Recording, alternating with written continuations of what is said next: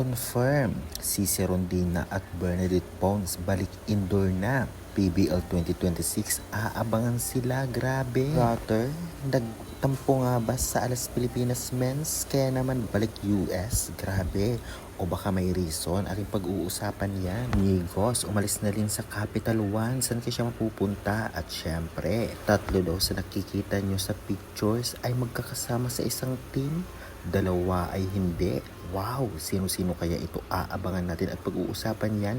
Kaya before that guys, please naman, huwag niyong kalimutan mag-like, comment, and subscribe, and pa-hit yung notification bell for more valuable updates dito sa Pilipinas. Maraming salamat sa support, subscribe na, maraming salamat. Ayon nga sa mga legit sources, pagdating nga sa volleyball, especially si Mother Lilio, makapaglalaro at confirm na daw itong sina Cici Rondina at Bernadette Pons ngayon sa PBL 2026 at kitang-kita naman sa kanyang caption ayan sa screen at ito naman ang pa-caption niya kasama si Tolentino at ang iba pang player ng Chocomucho at syempre si Cici Rondina na pa talagang magiging pasabog next PBL. Talagang masasabi natin na pinaghahandaan na ng sister team na Creamline at Chocomucho ang paparating na PBL at gustong-gusto nilang bumawi dahil nga alam naman natin na medyo humina ang kanilang team sa mga nakaraang conference. Kaya naman ngayon especially itong si Cici babalik kasabay ni Ea Laure at Tolentino, sobrang lakas kaya kaabang-abang at mga bago pa nilang recruit. Samantalang si Gia Mordi Guzman, Bernadette Pons,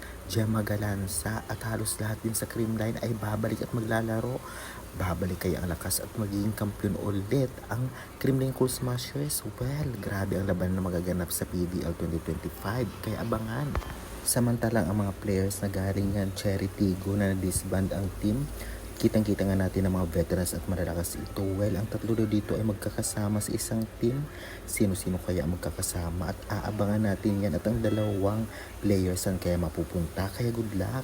Samantalang Niegos umalis na din at nagpaalam na sa Capital One. Saan kaya siya mapupunta? Abangan natin at syempre latest update kay Rotter. Babalik na nga ba ng US dahil hindi na nag-renew sa signal or ikakasal na? Grabe ang mga pasabog na ito. Kaya guys, hanggang muna ang ating update for today sa volleyball. Maraming salamat and pa-subscribe na lang.